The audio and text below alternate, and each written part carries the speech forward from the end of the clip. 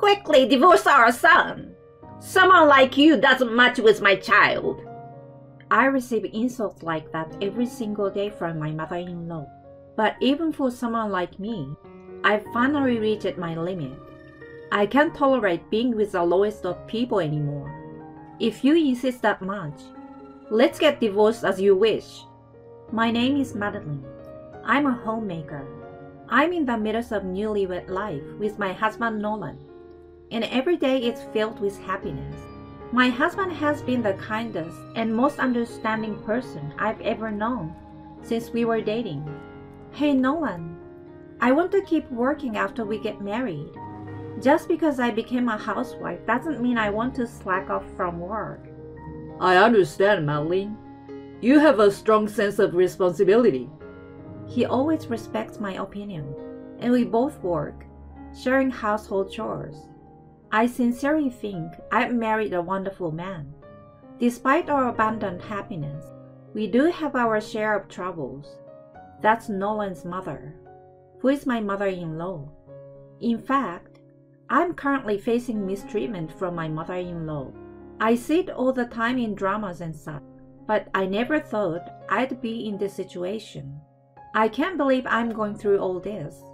I had thought that with a man as kind as him, everything would surely be good when it comes to his mother. But the reality is the opposite of my ideal. It's a continuous stream of sighs every day. My mother-in-law lives in an apartment just a 10 minutes walk from our marital home. Her husband has already passed away, so she lives alone. Since I married Nolan, she has started visiting us almost every day. Good evening, Madeline. Oh, Mom, are you here again today? Why shouldn't I come to my son's house? It's not like that, but I didn't expect you, so I didn't prepare anything. Well, clumsy daughter. Isn't it common sense to be prepared for whoever might visit at any time? That's what a homemaker should do, right? I'm sorry. This kind of thing happens regularly. My mother-in-law has a firm grasp of when my husband and I get home. She keeps making sarcastic remarks endlessly, timed to my arrival. Mom, will you have dinner here? With trembling hesitation, I asked, and my mother-in-law furrowed her brows. Huh? She let out a sigh. I don't need your half-hearted cooking. And the room is a mess. What are you thinking? I'm sorry. I just got back from work, so I haven't had time to tidy up. In the first place, even though you're married, you're still out there working. Isn't that a problem? If you would properly dedicate yourself to your household and focus on home life, maybe these things wouldn't happen, don't you think? Well, that might be true, but... My mother-in-law sighed deeply and sank into the sofa. In general, you're constantly working, and you don't seem to care about anything, do you? It's been 6 months since you got married, and you're not even trying to have children. On top of that, the house is a mess. Nolan deserves better in this situation. No, about having children. And it's only been 6 months since we got married. Don't answer back. Let me tell you. I accepted your marriage with my son to have an heir, you know. Oh, that's an heir. With this pattern, unannounced daily visits have become the norm. Moreover, constantly making sarcastic comments like this has been causing significant damage to my mental well-being. And this has been escalating even further recently. Madeline, did you quit your job today? On this day as well, my mother-in-law, without an appointment, wasted no time and immediately blurted out, "No, I haven't quit." Huh? My mother-in-law raised her eyebrows quizzically at my response. Why haven't you quit yet? Instead of lounging around, I've told you repeatedly to quit, haven't I? Mom, I've also communicated this to you multiple times, right? I have no intention of quitting my job. What are you saying? I won't allow that. For Nolan's sake, quit your job immediately and focus on housework. Nolan also understands and supports my work. These decisions are made by both of us, so please don't worry. No matter how much I explained, my mother-in-law didn't nod at all. In fact, You are manipulating my son. She starts yelling. Madeline, enough is enough. I don't want to say these things every single time. Everything would go smoothly if you just did as I say. Even if you say that, I respond with a sense of bewilderment at my mother-in-law's statement. I find satisfaction in my job, and as for the household chores, I do them properly in cooperation with Nolan. No excuses. A wife's job is not to go to work. It's about housework and childcare. Since you married into this family, it's only natural that you take care of Nolan's needs and ultimately take care of me as your mother-in-law, right? That's my mother-in-law. Oh, it's already this late. She said this while packing her things and leaving. It seems she doesn't want to run into my husband when he returns home. In front of my husband, she doesn't say a word, and she only unleashes these sarcastic comments when it's just the two of us. Why do I have to put up with all this? As I prepare dinner, I feel a sense of futility, and tears well up. However, I have a sense of pride that if I cry here, I will be admitting defeat. So I wipe away my tears and continue cooking. 15 minutes later, when my husband returned home, I reported the matter about my mother-in-law to him. So today, your mother came over again. Not only does she make sarcastic remarks every time, but recently, she's been telling me to quit my job and focus on household chores. My husband, loosening his tie, laughed. Mom? Seriously? It's true. She's always blaming me in a harsh tone. Please, can you say something to her on my behalf? I don't think my mom would say such things. Having her come over every day is really stressing me out. Madeline, you must be tired from work. I think my mom is saying it for our sake. And you're probably being too sensitive, right? Apparently, my husband sees a different side of his mother. And no matter how much I complain about her, it doesn't align with his image of her. After that, I tried to talk to my husband, but he never took it seriously and always dismissed it as me overthinking. Then one day, a turning point came. I received a message from my husband saying he'd be finishing work early and suggesting we go home together. We arranged to meet at the nearest station before heading home. Along the way, my husband mentioned that he felt like having a drink today, so we decided to buy some alcohol from the supermarket on the way back. Alright, I will grab some beer on the way back. Okay, then I will head home first and prepare some simple snacks. That would be great. I will leave it to you. It's been a long time since I've had a leisurely drink with my husband. My steps naturally become lighter. I opened the door on a high note and found my mother-in-law standing in front of me. Madeline, what do you think you are doing at this hour?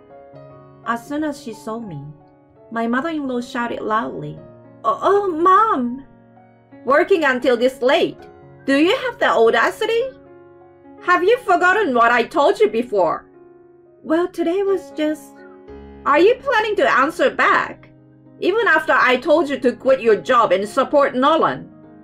It seems you still don't understand, do you? Mom, it's not like that. Today Are you still going to shield yourself from me? You are such an impudent wife, aren't you? It's really not cute. No, well... Despite my attempts to explain the situation, my mother-in-law was not at all willing to listen. I was at a loss. That's when... What just happened? A voice came from behind, and there stood my husband. My mother-in-law's face turned pale. She stammered. No, Nolan, why? It's not a matter of why. But what was that just now? No, I mean... I heard everything, you know. I can't believe you are insulting Madeline like that. It's not what it seems, Nolan. Please, listen. She grabs Nolan's arm. There's a reason for this. Nolan coldly pushes her away. A reason? I don't know about that. But even if there were, it was too harsh. My mother-in-law stayed silent for a while. But then, she seems to become defiant. Nolan, you really don't understand, do you? Understand what? My husband calmly responds. Take a good look. It's so inappropriate for a woman to work this late. And she won't even let me see my grandchildren. Don't you think it's strange? Madeline takes pride in her work. What's wrong with that? A wife's job is to take care of the house, her husband's need, and even her mother-in-law's care. But Madeline can't do any of it. Divorce is clearly the best option. My husband looked aghast at my mother-in-law's words. All right, I get it, Mom. You don't like that Madeline is my wife, huh? Huh? Nolan? I exclaimed in surprise. Wait a minute. Why is he suddenly saying this? Why take your mother's side and not mine? My mother-in-law seems to think my husband was on her side, and her eyes lit up. Nolan, do you understand now? Yeah, I get it. I understand that you, Mom, think that way. That's right. That's how it should be. Good job, Nolan. I knew my son would understand. I will talk it over with Madeline, so you don't have to worry anymore. My mother-in-law left with a big smile and a look of triumph on her face. There was an awkward silence between my husband and me. So, Madeline, should we talk about it? Nolan, about what you said earlier, about divorce?